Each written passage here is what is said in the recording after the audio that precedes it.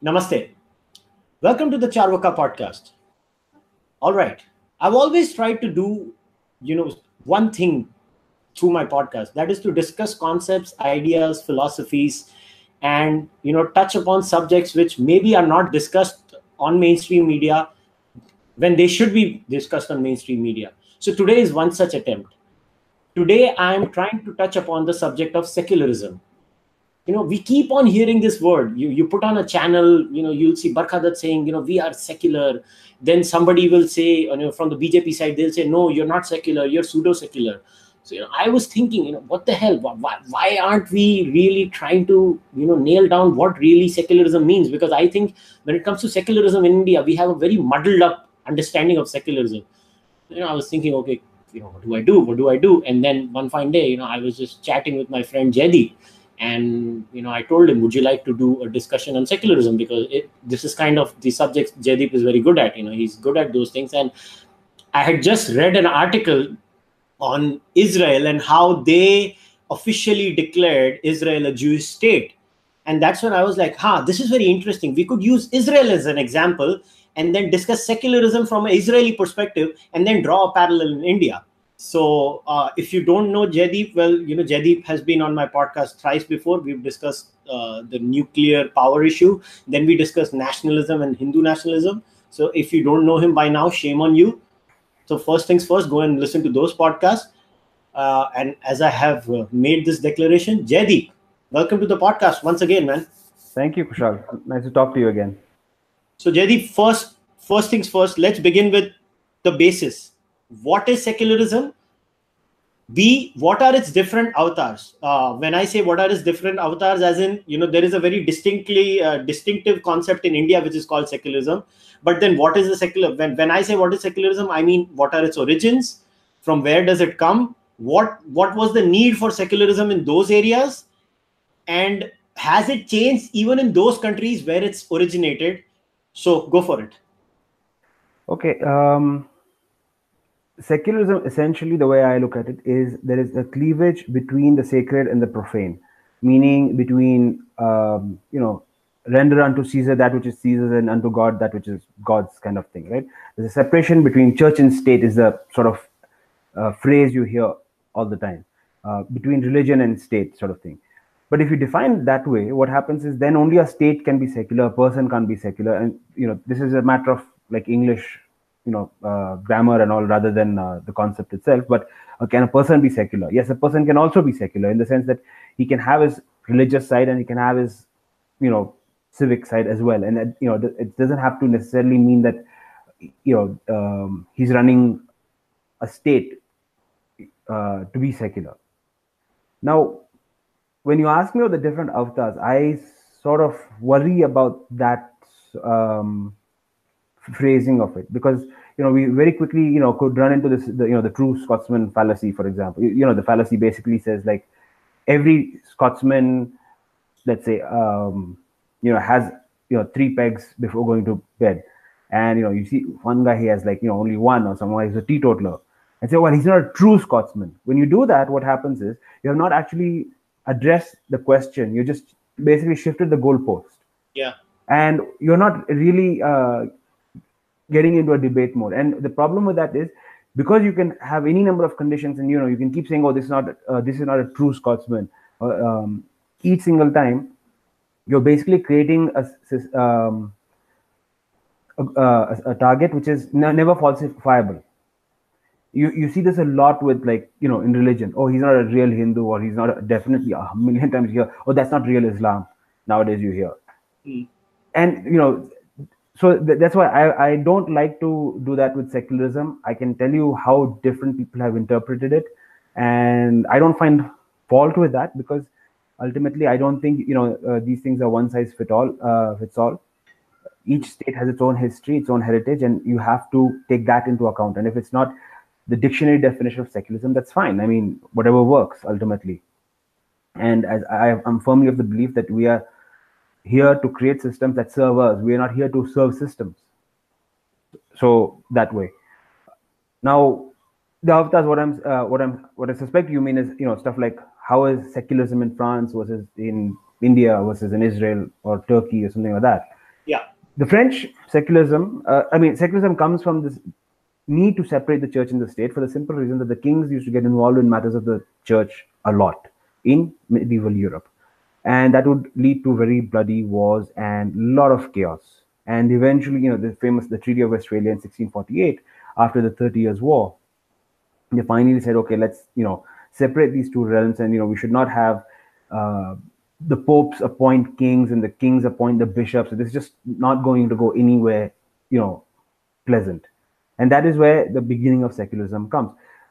There is a very strong argument to be made that this is basically the Christians de-Christianize Christianity to make it more acceptable to non-Christians, to make it more easily adaptable. But let's not get into that right now, at least. Maybe later, maybe next podcast, whatever. In any case, this is the historical origin of secularism. That is where it comes, 1648 Treaty of Westphalia, the separation of the church and the state. Now what happens is, the French example I was saying, is when Napoleon comes to power, he basically wants to kick the church out completely. And then he says, okay, I'll relent, because he has advised that French people, might not like the church too much, but they're still Catholic and they feel some sort of loyalty or whatever you want to call it. And he said, fine, I'll give the Vatican, a proposal, which is I appoint the bishops and they can stay in France or they can leave. That's up to them. And so that is how he sort of like really reduced the Catholicism of France to a certain extent. And the French secularism, even now, not all, but even now, the French state appoints some of the bishops in the church, in the Catholic Church in France. I forget exactly how many, but they still do that. So French secularism, you can say, is actually quite harsh. I don't want to say anti-religion exactly, but it is nonetheless quite, harsh on religion in that sense. Now you take India, for example. I really don't know what's going on. I absolutely haven't got a clue what they mean. I can tell you what it seems like to me, which is that basically it means being anti-majoritarian.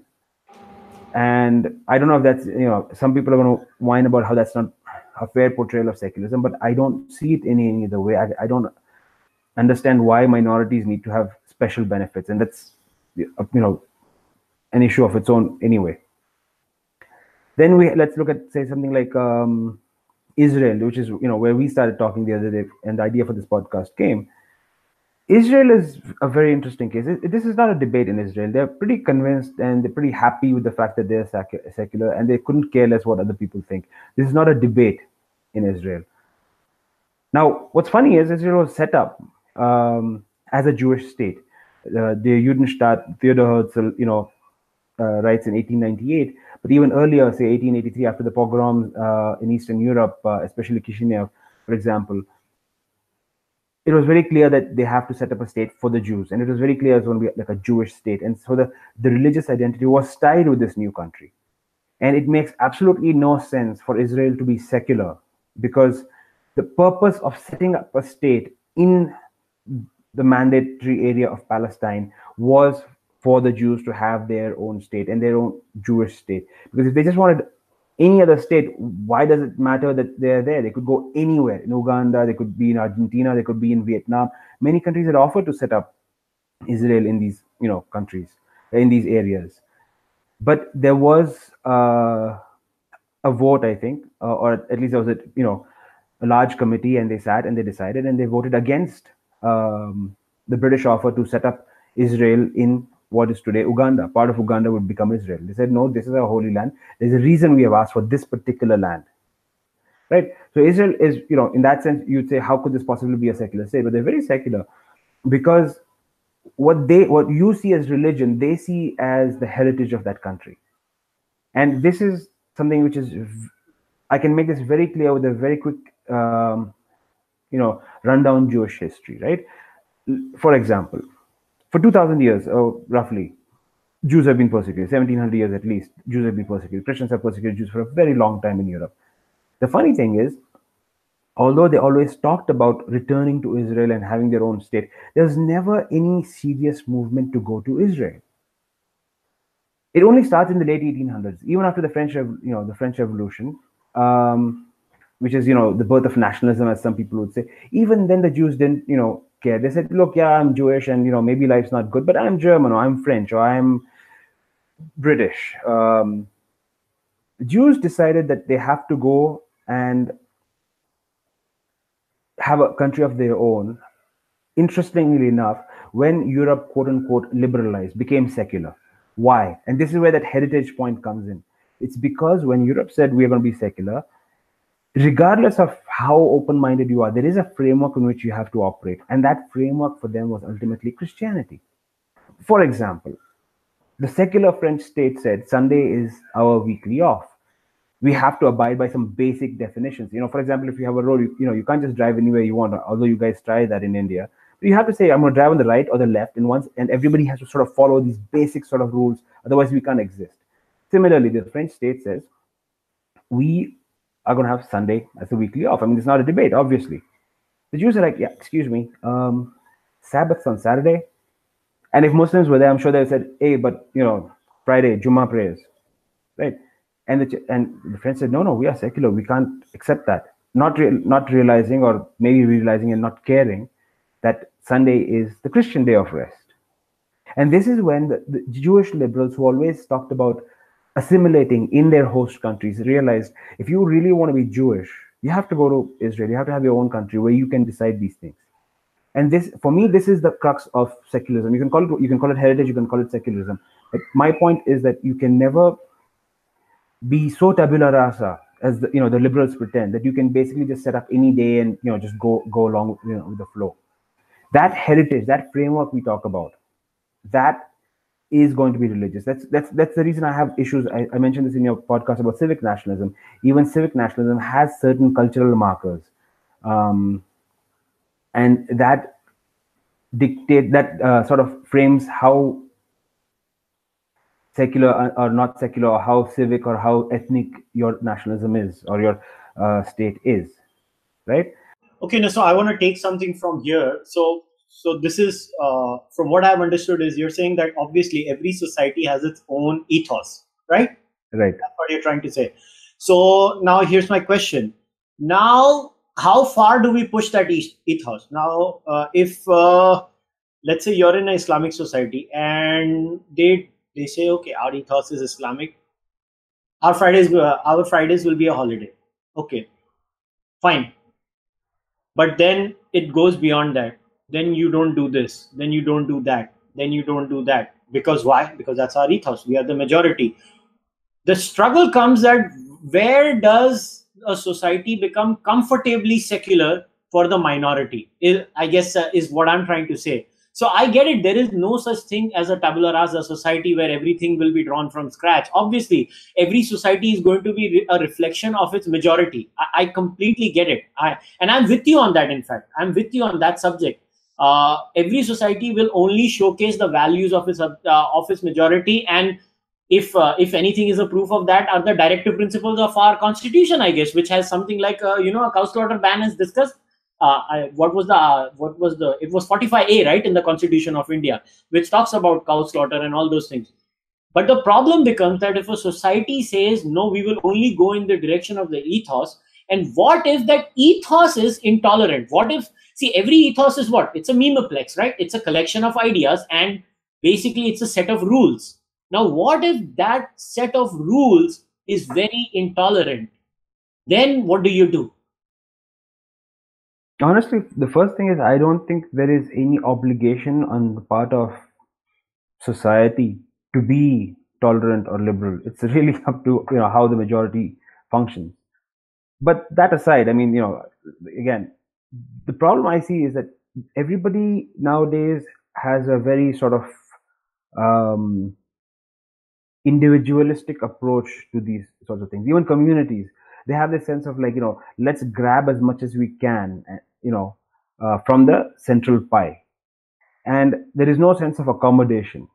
Now, for example, I mean, let's say I eat meat and you don't eat meat, or you do eat meat, but you also say Friday, Ganesh ji ka din hai, ya Monday is Ishwar day, and so I'm going to like refrain from meat, and मैं व्रत रखूंगा, उपवास रखूंगा every Monday, for example. And we meet on a Monday, and you say, hey, listen, व्रत है आज, do you mind not eating? I can say it's my right to eat, and I can, give you this big, thing, and legally I'm right. But as a friend, I can say, yeah, sure, I understand why you would want to, not have me sit in front of you and eat meat, and I can refrain from meat for that one meal if I'm going to meet you.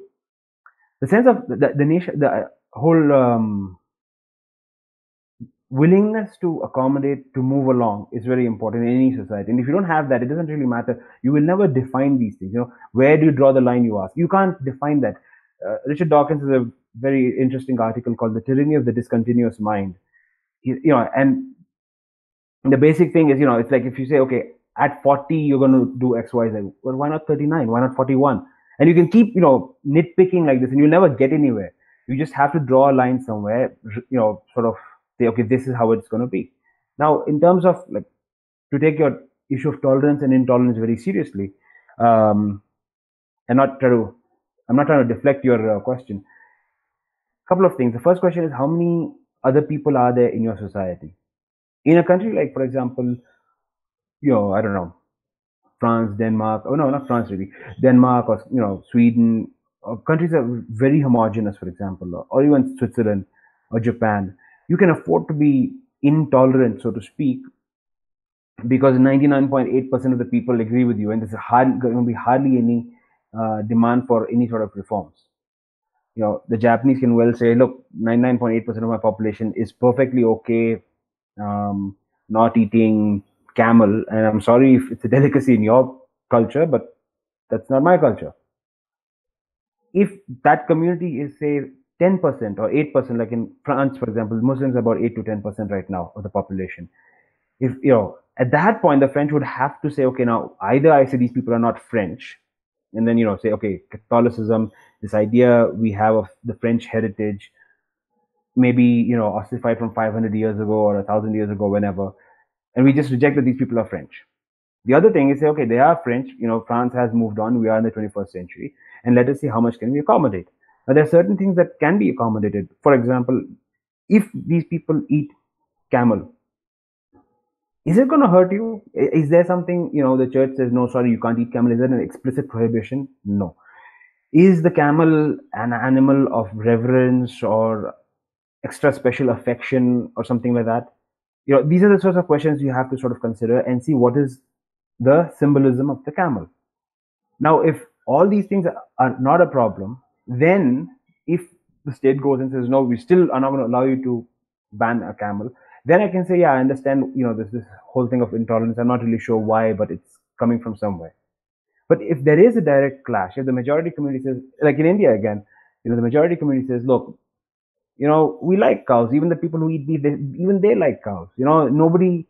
Cows have a special place in India, regardless of whether you eat them or not, among Hindus at least. And so when somebody says, look, for Bakrid also, I'm going to make sure I'm going to slaughter a cow and not a goat, this fellow is trying to provoke you. And that's when people say, hey, wait a sec, why should I try and get along with this guy? He's going out of his way to hurt me. Why do you want to have like a butcher shop right in front of the temple when Hindus are usually vegetarian? Does he have the right? Of course he has the right, because technically he buys the land, it's his land, and if it's a business area, he can set up a certain business. There'll be certain health codes he has to follow. Legally, sure, but I don't want to be a legalistic society. There is something beyond legalism. There's something beyond these hardcore definitions, and this is something. It's very difficult to define these things. It's much. It's when Feynman had a beautiful lecture. I had just chirped it the other day. Not a lecture. Somebody asked him, when you put two magnets together, they repel. Why? And he says, what do you mean by why? He says, and the interviewer is confused. He says, I think that's a very legitimate question. Why are you making fun of me? He's like, I'm not making fun of you. But understand this, we have to have a certain framework in which we can answer a question. For example, if a person falls off the roof and the police ask why, they want to know what happened, and I can tell them, look, he slipped and he fell, or he was pushed or whatever, and they'll be satisfied with that answer. A graduate student would want to probably be, medical student, for example, would probably be more interested in, okay, how much did he fall? Did he fall on something? And his why is going to be looking for a different answer. Whereas a physics student would be like, okay, what's acceleration due to gravity? What's the height, what's the velocity he hit the ground at. He has different sorts of questions. His why will say he wants the answer gravity. Why did he fall? Well, gravity pulled the man down. Similarly, when you talk about these different traditions, communities living together, that when they say, "Can I do this or can I not do this?" Well, again, what is the framework in which you do operate? And if you don't operate in the same framework, then you have a problem. So I answer like the cows are important in India. That's why I think you should not eat. I say we have a legal right, yes, but that's again you're looking at it from a very different framework. Yeah, but then again, this would be my counter to that is then, okay, let's say the cow is out of the question. I'll grant that in the discussion. Let's give that. But then, if the state does not define its secularism in an accurate manner, then what if tomorrow the majority of India becomes Vaishnavite? So what? We should all stop eating onion and garlic too? See, like I said, I think there are enough Hindus, including Brahmins, who eat beef. We just don't flaunt it because we're not being political about it. We go about our lives, we do our things, and we eat what we want and we drink what we want, and nobody cares. And if it is a problem, like with many of my friends I know, like oh, grandmother's home, so I can't drink. Although this guy will sit with his father and have a drink, but when the grandparents are visiting them, they will be ekdam sattvic. Yeah. This is how life is. It's not so black and white. There are no very clear rules. You can't define everything, and we get along perfectly in that sense. You see, that is at a societal level, but at the end of the day, society has to be governed by a state, and the state has to function by a set of rules. And the debate always ends up being, what are the rules that are going to govern us? We at the end of the day, we have to have a society where we will be functioning under certain rubric of laws. Otherwise, it's just like the Wild West. Anybody does anything, or any set of, let's say, in southern India, there will be a certain set of important majorities, and they will impose their will on everyone, and that might include the Hindu minorities too within them. So if we are to be a union of states, if we are the Republic of India, we have to eventually define those things. Like, I get the point of the civilizational non-negotiables. In fact, I have been crying about the biggest problem in India is we don't know our non-negotiables. Every Indian keeps on saying this will not go, that will not go. I think even on the cow, Indians don't agree. That's the funny part. So it always is going to boil down, and this is where my second question to you was going to be, is how is it different in Israel and India? Because again, we a lot of times, even I agree with you in a lot of ways, we can take the Israeli model and adopt it on India. But if we try to adopt it on India, Israel again has a background of a monotheistic Abrahamic religion.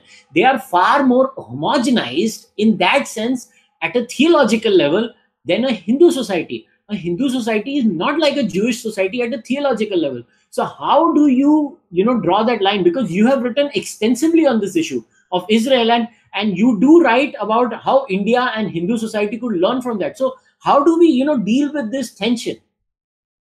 No, you're right that Israel is, they have a much easier time. I know my Jewish friends are going to look at me like I'm crazy when I say this, but it's true. Israel has it easier. It's a society that's much easier to understand, especially when you're comparing it with India. India is just really confusing. And I don't think it's because they're monotheistic, although that might have something to do with it. I haven't really thought of it that much, but I can tell you that the way the conflict is being played out right now, it's historical more than theological in Israel. Now, see, here's the way the Israeli state is. When you say Judaism in Israel, they mean Orthodox Judaism. They don't mean Reform. They don't mean conservative Judaism. They mean Orthodox. It's pretty clear. The state is Orthodox. The chief rabbinate is Orthodox. Orthodox marriage is recognized. Reform marriages are not. Reform conversions are not. Conservatives, they're not. But I guess if you ask them, they might get along better with it. And the reason for that is, I've heard some people argue this is because Reform Judaism was a response to living in exile and to certain historical necessities. And conservative Judaism was something similar. Whereas Orthodox Judaism is the real Judaism, and there is absolutely no need for us to compromise anymore now that we have our own state. Now, the issue with this is, I mean, okay, I don't want to launch into the history of Judaism and that sort of stuff right now, but essentially Judaism since the first exile, I'm talking about Babylon, they have become more inward looking and they've started ossifying. The sort of freeness you find in early Judaism between Abraham and Moses, or even after Moses for that matter, until the Nebuchadnezzar comes and knocks takes over, basically does the first exile and destroys the temple and all that. It is a lot more free flowing than you see afterwards. And it's because I think that perhaps like Hinduism. Now here's something else. Talk about Hindu and Jewish or Indian Israeli parallels. They didn't want to forget their ancestors, and so they worked so hard to remember it, the way things were, and that became the important point rather than the affairs of an ethical society.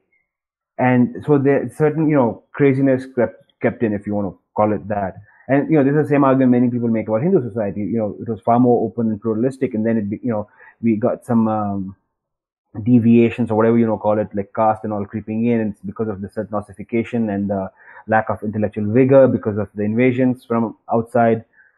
Very similar argument. Anyway, the reason I'm mentioning the Israeli thing is there is this sort of how to say.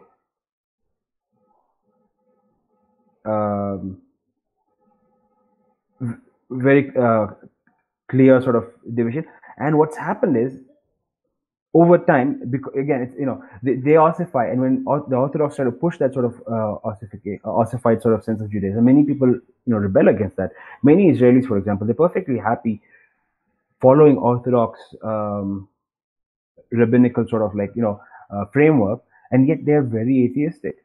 I mean, I have seen Israelis who eat bacon, and they'll swear by the Orthodox rabbinate, and they'll always mock the diaspora, especially the American diaspora, half of whom are either Reform or conservative, and say, they're not real Jews. What do they know about Judaism? And and from a cultural heritage point of view, maybe they have a point there. But if you talk to them individually, they don't mind. Now, here's another very interesting parallel I'll tell you.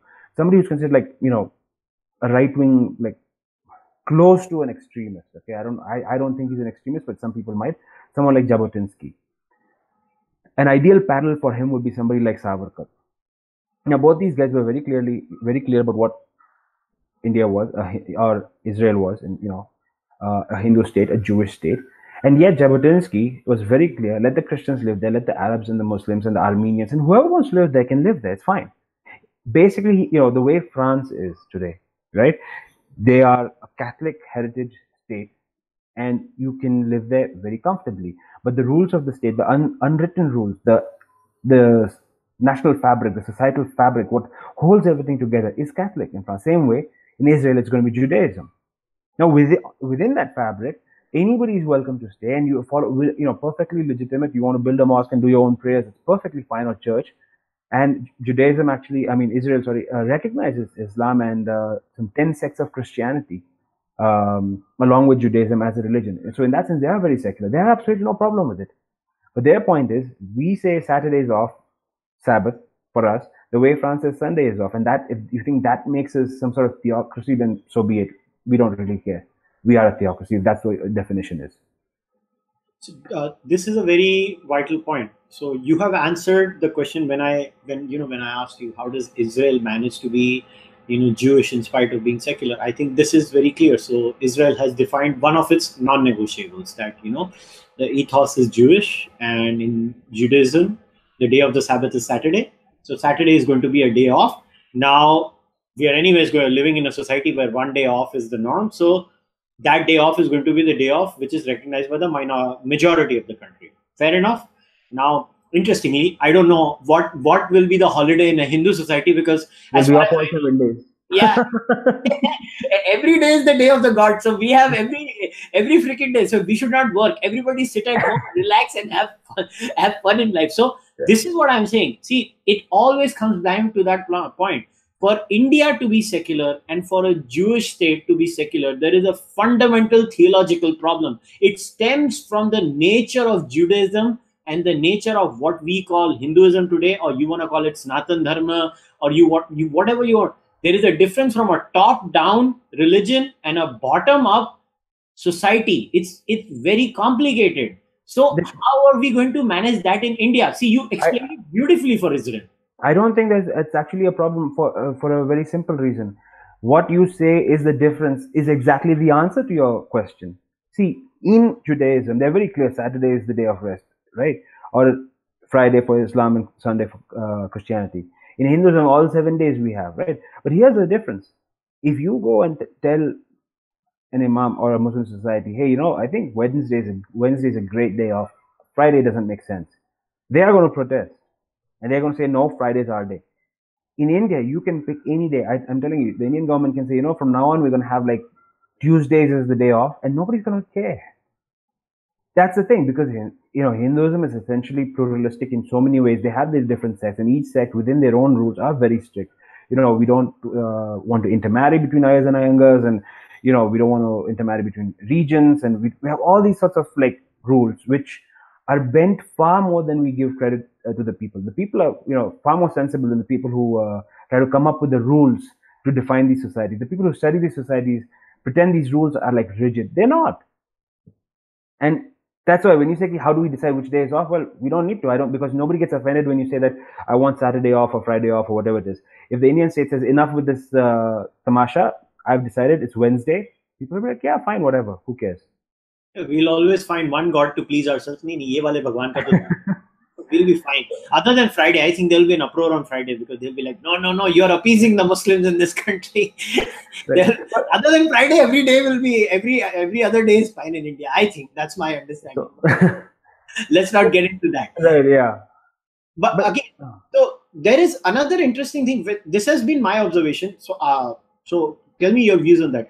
I think a lot of times Indians confuse pluralism with secularism. What is your take?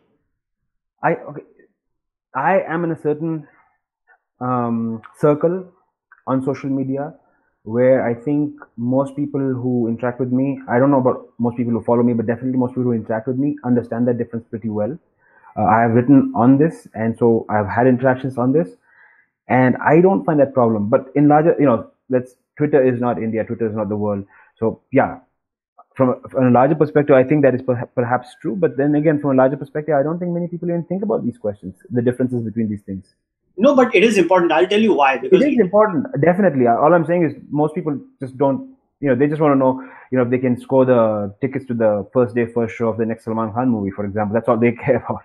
Yeah, that's why they're conceptually weak and I always say that Twitter has two kinds of people. There are kinds of people like you and I and many others like us. There is I think there is a core group of like 5,000-6,000 people who are really, keen on, somebody might say baal ki khal ukhadna, but I think baal ki khal ukhadni padti hai kuch cheezon mein.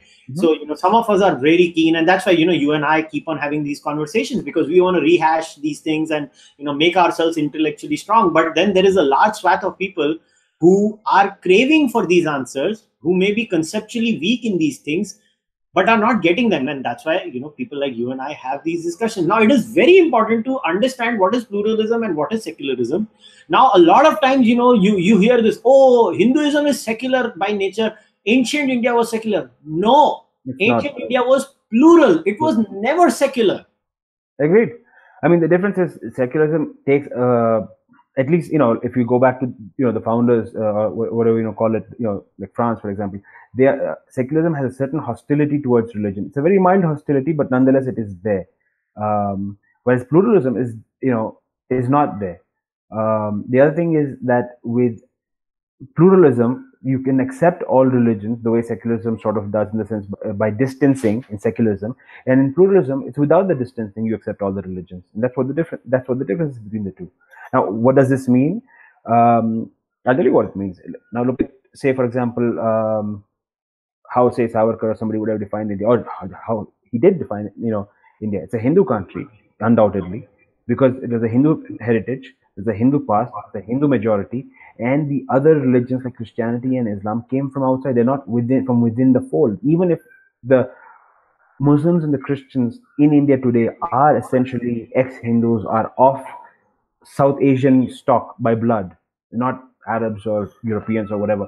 Even then, he's not pointing to the people. He's saying this idea comes from out there, and whoever follows this idea, has to understand that. I'm not saying you're an outsider necessarily, but this idea is from out there. Having said that, he's perfectly fine if he's not saying like let's kick all these guys out now. They have no place in this India, or within Hinduism, for example. He was this temple entry and all that. He said no, we're Hindus and let's be done with it, and we can't start off who's a Vaishnav and who's a Shaivite and who's an Iyengar or who's a Lingayat, and these are meaningless. These are silly differentiations. Follow them as much as you want at home and do your thing. But as a society, we need to move on. So there is that sense of pluralism. Whereas you don't see the same thing, for example, in your so-called secular states. For example, I would challenge you to imagine the next monarch, king or queen of England being Catholic. God forbid Jewish or Muslim or something, even Catholic, because the monarch is the head of the Anglican Church. How could the head of an Anglican church be Catholic? You can't. And so, but England's a secular society. How does that work? So if you really want to start nitpicking, I can find 50,000 flaws in all these so-called very nice societies, which seem to have worked all these issues out. They haven't worked these issues out. I don't know what the real difference is that in India we have the level of diversity and pluralism we have in India is mind-boggling, and these people are largely homogenous, and so they can get away with so many things. Somebody says, oh, the king has to be an Anglican, and that's perfectly legitimate in England because most people are. And even the ones who are not will not protest for the simple reason their father was or their grandfather was Anglican. So they come from that stock. In India, that's the first thing. The second thing is, you have, at the end of the day, we have to look at, our own deeds. When parties start playing vote bank politics and you keep telling people, you will get rewarded if you think this way and if you argue this way. You're asking, and who, if the government comes and says, hey, here's a scheme in which, you could be paid 1 crore a year, okay, by pretending to do this, who wouldn't want to do that, right? So you have vote bank politics, you're rewarded for thinking in a certain way, and it takes a phenomenal amount of morality to say, no, we're going to refrain from this for the sake of the national good. Especially in a country like India, for the simple reason that giving up your benefits doesn't seem to mean anything. One of the reasons I think we don't pay taxes is because we think that it goes into the pockets of some politician. It doesn't do any good to anybody. Are Indians genuinely miserly? No, you see the generosity, at many different levels, local levels, but we don't want to pay tax. The same person will not want to pay tax because he thinks the money is being wasted, right? The same way, when you're looking at these minority communities, they don't want to give up their special rights, and political parties have played on that for a long time. And I'm not talking about Congress, because that's still a post 1947 kind of phenomenon, vote banks and all that. But even if you look at before that, the British played on that, and these guys played into it perfectly. The British said, let's divide, and people were ready to be divided. And then of course people can say, okay, but the Muslims decided to go off first. They're the ones who decided to declare Pakistan, and they're the ones who caused. Yeah, maybe that's not what we're discussing here today. All I'm saying is, if bad behavior is rewarded, then I guarantee you bad behavior will continue. Yeah, and this is again, it stems from the problem of the diversity in India. In fact, someday somebody has to have a discussion as what is the healthy level of diversity too. I mean, how diverse should a society be? I think if there was ever a classic case of diversity gone haywire, I think it's India. I always, every time I go to America and when I see the Americans, talking about their diversity and look at our diversity, I just laugh at them. I literally laugh at them. I have more diversity in my state of Maharashtra than you have in the whole bloody country of America. In my apartment complex. Yeah. I like you guys don't understand diversity, and you don't see the dark side of diversity. Right. Diversity mixed with left-wing identity politics is the most dangerous recipe. It is built in for disaster. And I'm not saying only the left wing is capable of identity politics. I think both sides are capable of identity politics. But the point is, tribalism is good at a certain level when it has to maintain its cultural characteristics. But when tribalism seeps into the main character of the state, it destroys it. And I mean, if there was ever a good example of that, I think it's the Republic of India. I think in the Republic of India, we have the worst experiment ever when it comes to identity politics, and we see it on a daily basis. I mean, we can pick n number of examples, but we still don't solve the question. Acha, one more question I had. When we say secularism, obviously it originated from the separation of church and state, but then as societies mature and as they say, the moral arch it keeps expanding. Mm-hmm. Now, when the moral arch keeps expanding, the meaning of secularism, obviously, in the West also kept on expanding. It went from a, separation of church and state, where the state will look at you as, an individual. And then at that time, the predominant definition of a group was only a religious group. But then, you have homosexuality, you have other kinds of groups coming in. So now secularism in the West basically has morphed into a place where they say we will not appease any single group. That group could be a religious group, it could be a linguistic group, it could be any kind of group. Now, how has that played out, do you think, in the Indian context? No, see, I think just because something works in the West doesn't mean it has to work in India. The biggest other issue I have with secularism, when you copy paste from the Western model, like many people seem to want to, is that there are certain things. One is the days of the week thing, but that's a trivial example. A very serious example, for example, is the issue of proselytism and conversion. When the state says, "Look, I'm not going to interfere. You guys do what you want. Let's not talk about religion. I don't care. You are Indian as far as I'm concerned." What that does is it allows predatory faiths to proselytize, and the state will not interfere to protect its heritage, national fabric, whatever you want to call it. And this is what puts Hindus on the back foot there, because they're saying their culture is being eroded, and eventually if this keeps happening, because Hindus don't convert, they're going to eventually lose that battle. And this is the same thing in Israel. In Israel, many people don't understand exactly the whole proselytism thing, because many Israelis in their day-to-day lives are fairly secular, and they don't even understand why people would bother. But the few people who do sort of understand it are very much against proselytism. You will see, very rarely, like for example, there's this case in one of these kibbutz in wherever, I forget. The church went around putting these pamphlets all over the place, like, come, this Sunday, and there's going to be this service, and we're going to talk to you about X, Y, Z. And then some Jewish religious group went around and tearing all those pamphlets down. And I think this became a police case or a court case or something. And the mayor made a statement saying nothing doing. And they won it on a technicality because the pamphlets were plastered all over the place illegally, and it was not your property, or it's not, and you're not allowed to deface public property. Only certain places you can. The Jewish group won that particular case, but nonetheless, this is a problem, right? And this is where, when you say secular expansion, we're not going to discriminate against any group. Well, in some cases, you have to discriminate in favor of your in-group, right? And I written an article 3-4 years ago based of this. Basically, there's this very nice book called De Mosaische Unterschiedung, the Mosaic Distinction, or the Mosaic Turn. I forget the translation in English. It's by a German scholar called Jan Assmann, and it's on my blog. It's called The Religious Other. And he explains what secularism really means, and what monotheism really means. And these are the differences which make a difference between a non-monotheistic society and a monotheistic society. Now, with Jews, it's complicated because, as you said, they are monotheistic, definitely, and they do have, some of these, like if there are 6 issues the pagan societies have, there'll be only 3 issues that the Jews have. And the biggest reason is because they don't want to convert, right? They're very strict about it. But they do have some problems, but not as much as a pagan society does. One of the things is the notion of right and wrong.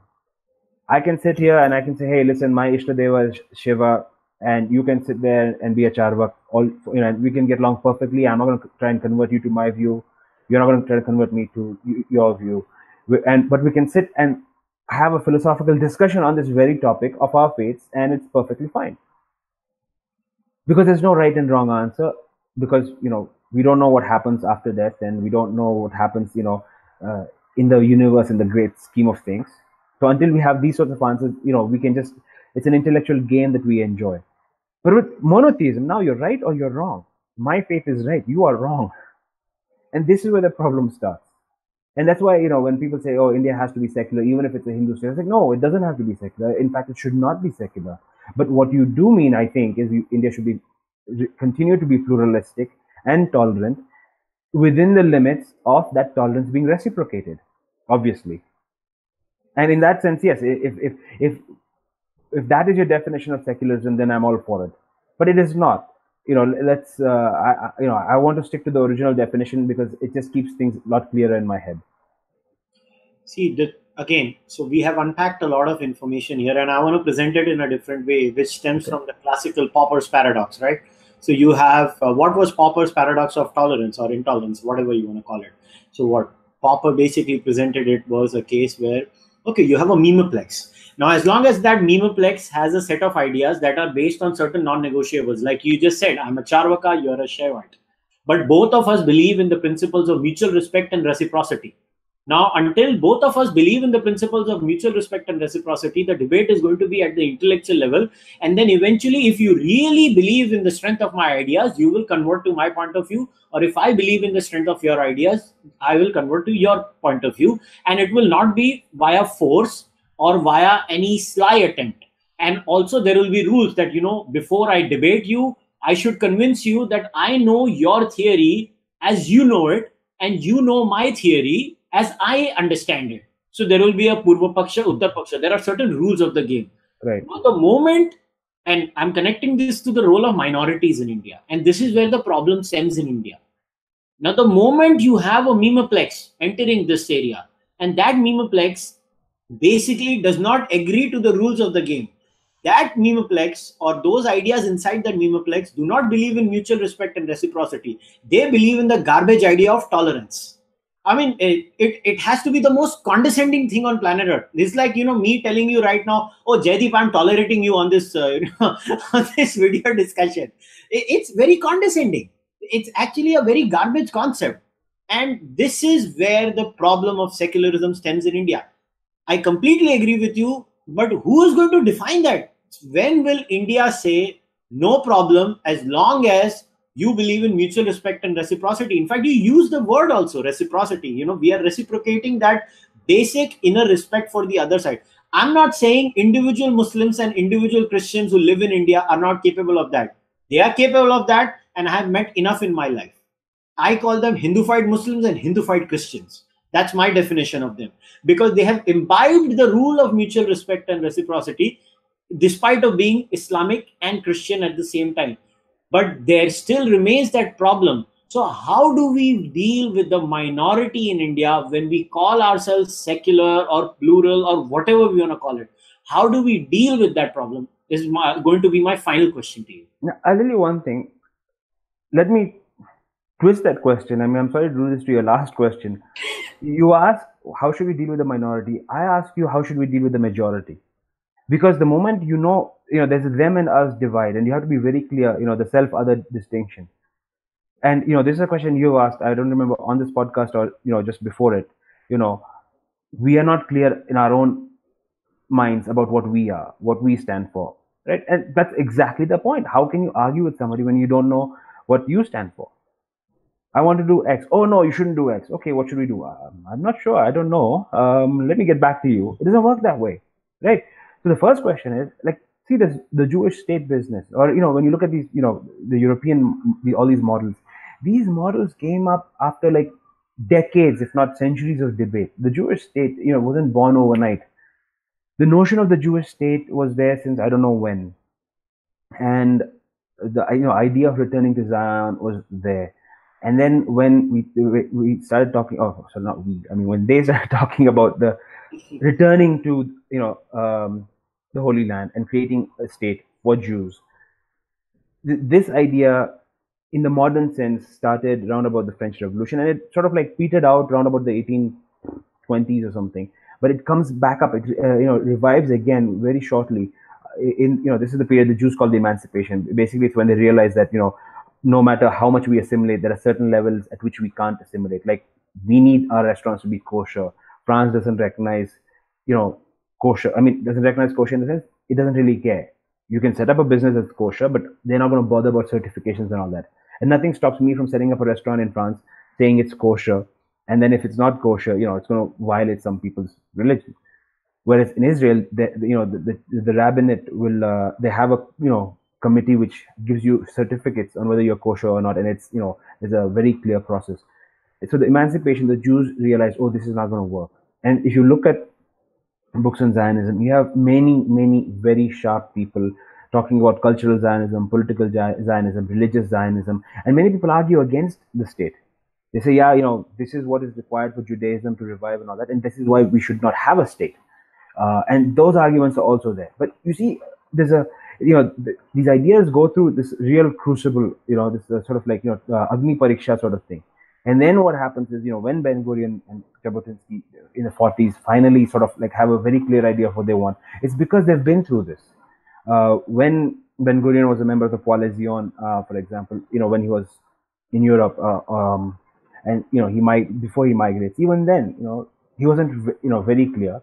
And for that matter, like when they talked about the declaration of the State of Israel, everybody knew they wanted a Jewish state, but the notion of the declaration is something that comes up in a hotel in New York in like 1942 or 44, that late in the game. And you say, wait a sec, you've been fighting for a state. Why is it taking you that long to decide? It's because these ideas need time, and they need a lot of sharp people, hammering away at each other. Jabotinsky says, for example, the religious Jews are like, okay, we need to have like, these laws. Sabbath means, you're not allowed to work, means no public transport. This is a debate that's going on in Israel right now. Whereas many Jews are like, listen, I'm Jewish. I am willing to follow the laws on diet. I'm willing to follow the laws on marriage. I'm willing to follow the laws on inheritance and all that. But don't tell me I can't work on a Saturday. If it's important, it's important. For example, a doctor might say, I really don't care what the Sabbath says. If there's a patient on my table, I'm going to operate if he needs it. Even if it's Saturday and it's a Sabbath and God's going to get angry, I'm sorry, saving a life is more important, perhaps, right? One example. And so in India, we need the same thing. I mean, before we say, what should we tell the minorities? How do we define the minorities? How do we talk to the minorities? First, define who you are. Where is that debate? I don't see it. We had some very sharp people. It's not that we haven't had any. It's just that nobody cared when they talked. Vajpayee dies, and now we go back to his speeches and say, hey, look at this. This is a brilliant point in his speech. Nobody responded to it when he was alive. I remember, I became a fan of Vajpayee. I remember it was like in 1991 or 92, there's one speech where he says, we need to just write a new constitution. This is not going anywhere. And I was like, who is that guy? I asked my parents, like, who is that guy? And he's like, oh, this guy's Atal Bihari Vajpayee. Like, what's his deal? He's like, oh, BJP guy. I said, okay, fine. I'm going to be supporting whoever that guy is. That's how I got into this game. It wasn't, through anything like, follow my dad into the party or whatever sort of thing. Right. But, he is at the political end, at the operational end. But from the intellectual end, which is where we need a lot of the firepower, the heavy, lifting to be done right now in Indian society. From both ends, from all ends, in fact, not both, from all ends. The minorities also have to figure out how they can be Indians and yet maintain their own set of dignity, whatever. For example, the cow slaughter thing again. There's nothing that says you have to eat beef in Christianity or Judaism or Islam. They want to eat beef deliberately to provoke. That's the whole. It's a political issue. Because, honestly, if you wanted to eat beef, you could do it quietly and it would not be an issue. But when you have a beef fest, you're making a point of it. And that's when, I say, okay, what's the real motivation here? Right? So, we have to come to terms with caste. We have a fundamental problem with caste. We don't have an honest conversation about that. We just keep having reservations. We don't seem to understand there's a creamy layer problem. We don't seem to understand that the more you keep counting caste, the more you have it. In Israel, for example, in the census, there are certain questions about their affiliation. The government doesn't ask. So if you ask me, for example, okay, well, how many Syriac Christians are there in Israel? I don't know. I have to go to the church. The state can't tell me. Because, and what happens is over time, when the state doesn't categorize you, refuses to recognize your identity, it starts losing its power, its meaning. Because you might remember, oh, I'm a Brahmin because, of cultural reasons. But there is no benefit to it from a political sense at all. And that's my simplistic view. I'm sure caste is a lot more complicated than that in India, but nonetheless, this is one idea, and this is something many people have sort of said before, like when it comes to temple entry and all that.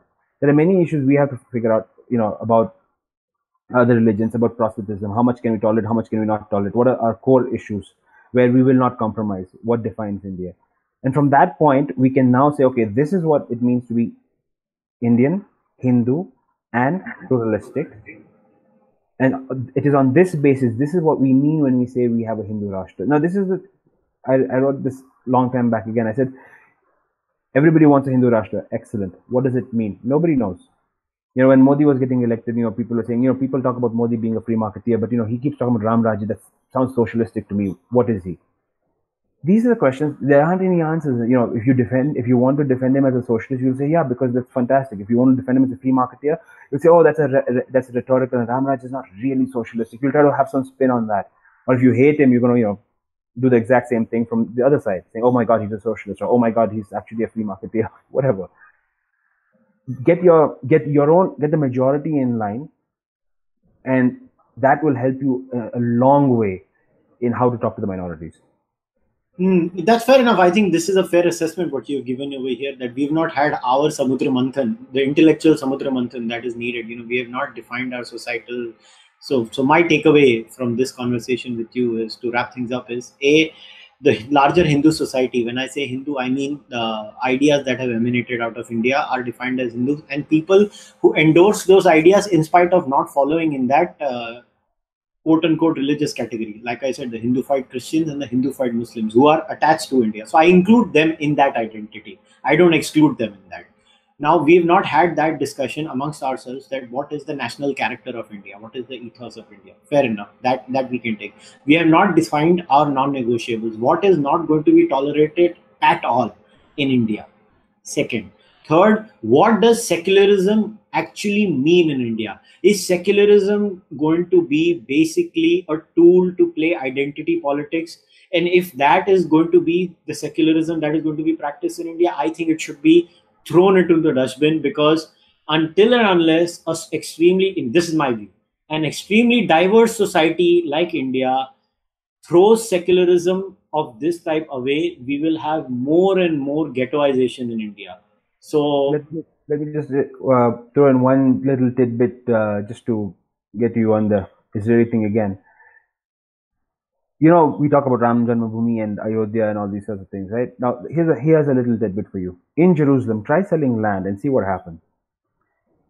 If you're an Arab, if you're a Muslim and you try to sell land, I guarantee you're gonna, not going to live too long after that, because that's a very serious offense from the Arab community. Similarly, the Jewish state is very clear as to who can and cannot buy. As a foreigner, I probably can't buy land in Jerusalem. I can buy it in Israel. I can have a nice, villa in Caesarea if I can afford it. But Jerusalem is their, the sacred, the holy of the holies, so to speak, right? Their city. Land is not sold and bought that easily. They do consider your religion and all that. And Israel is a secular society. As I said, they recognize 10 different sects of Christianity, which is, quite a bit. I mean, they recognize, they don't have problem with some sects of Christianity, which even Christians in Europe and America might have problems with. They're perfectly fine. They don't care. They recognize Islam. So, you can't tell me that they're not secular in that sense. Very wide thing. And as I can be a Hindu in Israel. There's nothing stopping me from being a Hindu. Nobody's going to stop me from being a Hindu either. In fact, there are these Bollywood festivals and all on the streets, creating a ruckus and a nuisance. And actually, they enjoy it. Israelis really enjoy these song and dance things going on. No problem. But again, Jerusalem, we don't negotiate, and that's exactly it. We make such a stink about Ram Janmabhoomi and oh, should it be a hospital? Seriously, yeah. This is what I mean. We don't know what our core thing is. We come up with these ideas like let it be a hospital, let us share the land, all these sorts of things. This is just simply not done. In Israel, this is not a question. And in Israel, they have this debate even now simply because there are NGOs who are trying to steer the conversation in that way. These conversations don't exist. I mean, if you like, for example, would anybody ever consider, for example, pulling down St. Paul's and building a massive free community hospital there? Because a hospital, the utilitarianism has to have a limit beyond which they will not apply it. And they will say, oh, we'll build it somewhere else. Why do you want it there? That's exactly what Hindus would ask. Why do you want it there? Other countries are established in identities and they have been for a couple of 100 years. So people are sort of used to it and they don't question it. And that's why it comes off as a nice, stable society with no problems. It looks like they've resolved things. They have not.